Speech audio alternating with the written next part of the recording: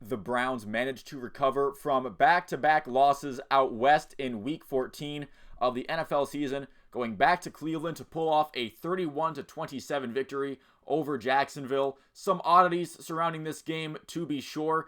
The other results around the NFL also playing into Cleveland's favor this week. The Patriots over the Steelers on Thursday Night Football. Cincinnati over the Colts actually does help the Browns. The Jets over the Texans is good as well. And also, not looking good for the Chargers' chances over Denver. That would help keep the Broncos even further away than they are from the Browns right now. But I guess I can't get too greedy. Right now, the Browns are at 8-5, and they sit atop the first wild card of the AFC right now in the playoff race. So the Browns doing themselves some favors with that win over the Jags. Quarterback Trevor Lawrence starting in this game was pretty wild after suffering what looked like a pretty bad ankle injury on Monday Night Football, but he certainly looked fine in this one. He was pretty mobile when he wanted to scramble. Didn't look like he was moving with any sort of encumbrance. He seemed to be pretty fine. Before the game, we found out that Brown safety Grant Delpit was signed to a 3-year extension worth up to $36 million. Only $23 million of those are guaranteed. And he certainly played like a guy on a mission with that contract extension before he had to leave the game early with injury, unfortunately. We also found out that Denzel Ward and Juan Thornhill would not be going in the secondary for this one, so Delpit stepping up when he was in was huge in this game. MJ Emerson was also on lockdown mode in this one. Those 2 interceptions, just great play as well. He had a couple of pass breakups on some big attempts for some big yards that were prevented by Emerson, so he had another fantastic game with Ward out.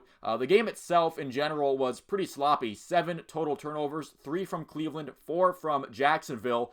Despite Jacksonville putting up 27 points, I do think we got what was a vintage performance from this defense. And I'm like, oh, they allowed 27 points. How is it a good performance? I think the context of those 27 points matter, especially for how more than half of those points were scored was definitely not really the defense's main fault.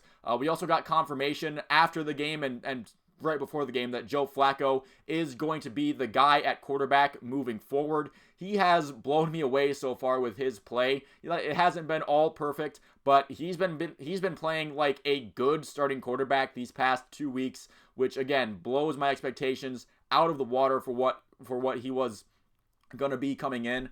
We did see a couple plays that were ran by DTR, but it was very clearly going to be in a gimmick capacity with when you want a quarterback that's a little mobile, like on those 3rd and 1s, or maybe if you just want a bit of an RPO in there. DTR is not going to be taking over any drives anytime soon.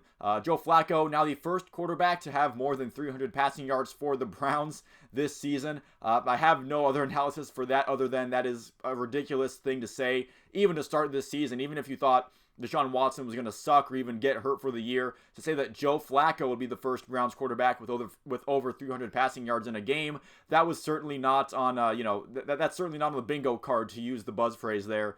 Early on, Njoku was his main target, as the Chief was on the receiving end of the first 2 Browns touchdowns and the first 2 touchdowns of the game, as Cleveland would get out to a 14-0 lead. Cleveland's defense holding up great. Then after Emerson got the first interception of the day, Flacco had his gaff with a throw right to Darius Williams of the Jaguars. He was looking for Cedric Tillman, who was supposed to run a slant, but that slant was heavily disrupted. Amari Cooper on the out route was actually looked to be pretty open, but either way, bad interception there. The defense did hold up again on that turnover, but on the next Browns drive, Amari Cooper fumbled on what was going to be a pretty good play. Amari Cooper definitely had first down yardage and more, but his fumble gave Jacksonville the ball deep in Cleveland territory, and Trevor Lawrence was able to find Evan Ingram in the end zone to make it 14-7.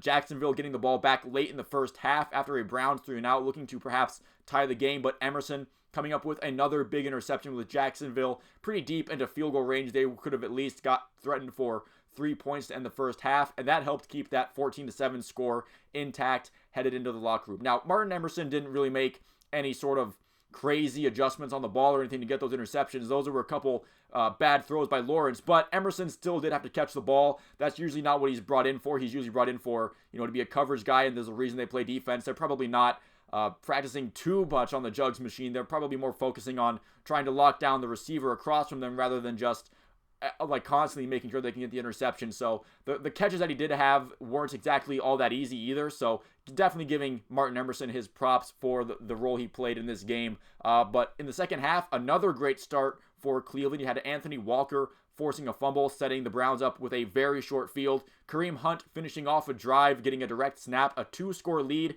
reestablished at 21-7. The defense would get a 3-and-out, but the Browns offense would continue to fail at, pretty much once they get a lead. Their only task at that point is to not suck and let the defense just do their thing, but they couldn't exactly do that all the time as Flacco was sacked by Antonio Johnson. Ball pops out. Jacksonville recovers and converts that drive with a touchdown, making it 21-14. Maybe you'd like to see them leaning a bit more on the run game in that scenario where, you're up 21-7. It's kind of getting that middle of the third quarter. The conditions are kind of gross anyway, even though Joe Flacco was having a pretty good game and he certainly earned his starting quarterback for this season role in this game. I do feel like they probably should have at least tried to run the ball a little bit on that drive. If it doesn't work out, then it doesn't work out. But again, I don't think it's a reason to, fire Kevin Stefanski, obviously. Just maybe, like just something that kind of irks me a little bit. But overall, seeing how the game ended up working out, not something to get too miffed over at this time. The Jaguars had a drive with a chance to tie it, but Lawrence throwing an arm punt to Newsome on a third down. Greg Newsome doing a good job of running that route for him and basically being the deepest guy back there. And now it was time for Cleveland to get some points off of a turnover. A gutsy 4th-and-3 conversion attempt saw David Bell get wide open. I think one of the defenders fell down after, I think 2 defenders committed to Amari Cooper on that route, and then the one guy that could have kind of adjusted and gotten back to David Bell did slip on the field. A 7-yard reception basically turned into a touchdown reception with the entire field in front of David Bell. His first NFL touchdown, making it a 14-point game once again at 28-14. But then the Jags would go on their first legitimate long scoring drive where the Browns defense just wasn't able to hold the Jaguars for the entire game, unfortunately. Lawrence was dialed in despite his previous struggles in the game. He would find Parker Washington for a touchdown. Parker Washington also had a pretty nice game for Jacksonville as a punt returner. Definitely made a couple guys miss on special teams. A little frustrating to watch from a Browns fan's point of view. But for some reason, after that touchdown, they wanted to go for 2, being down 8. But they had a delay of game penalty. That killed that plan. They just kicked the extra point to make it a 7-point game. The Jacksonville would get the ball back, but they were getting a little desperate going for it on a 4th-and-3 on their own 38-yard line. That did not go well. Ronnie Hickman with a pass breakup might have also gotten there a little bit early, but refs didn't call it. Refs were kind of swallowing the whistle on those bang-bang plays for the majority of this game, so a little bit consistent with the call there. Browns getting nowhere on the ensuing drive, although Peterson had to use up all of his remaining timeouts, and that set up a 55-yard field goal that D-Hop would barely sneak in the uprights, but it doesn't matter by how much you make it in, just as long as you get it in between. Look, I usually don't get nervous when Justin Hopkins goes up there to kick. That kick made me nervous the whole way, from just the game scenario to the lead up to it, and then that kick again barely got in there, but it did just sneak in. Very relief. It's more of relief than happiness when you see that kick go through the uprights, but he got it, made it a 2-score once again. Made it a 2-score game once again, 31-21. But then once again, the Jags drove right down the field, scoring on another touchdown pass from Lawrence to Ingram. The Browns did seem to be playing a bit of keeping it focused on trying to keep the Jacksonville players in bounds and that clock moving rather than actually making a stop, which was a little strange to see, a little Joe Woods-esque from the defense there. For some reason, the Jaguars went for 2 again. They had an opportunity to make it a 3-point game, but this time a penalty did not save them from themselves, and Myles Garrett got a sack, so that meant the Jaguars needed an onside kick and then a touchdown to win the game, but the Browns just recovered the onside kick to secure the win, 31-27. A big win, as I mentioned, with some of the other results falling in the Browns' favor as well to get them to that top wild card spot. As far as the Jaguars' 4 touchdown drive goes, while I still think the defense played lights out. First off, the turnover that the defense forced led to 14 Browns points, but you also look at the turnovers that Cleveland had, and that gave the Jaguars 2 of their touchdown drives on very short field. And then on that final touchdown drive, you could qualify that as a garbage time touchdown. Although, again, I would have liked to have seen maybe a little bit more aggression on defense on that drive rather than just sort of conceding that touchdown to Jacksonville in terms of the amount of yards that you're giving up. But hopefully on that defense, hopefully Denzel Ward is back after this week. Maybe you can get Juan Thornhill back there as well, as Grant Delpit having to leave the game early is a bit concerning. You have to just hope for that secondary that Juan Thornhill can come back and Denzel Ward can come back, and Grant Delpit isn't out for he doesn't have to miss any game time, but it is getting a little bit piling up as far as the injuries in the secondary. But, none of their injuries are going to be garnering any sympathy from them, as they do have the Bears coming in next week. And Chicago's been playing a little bit better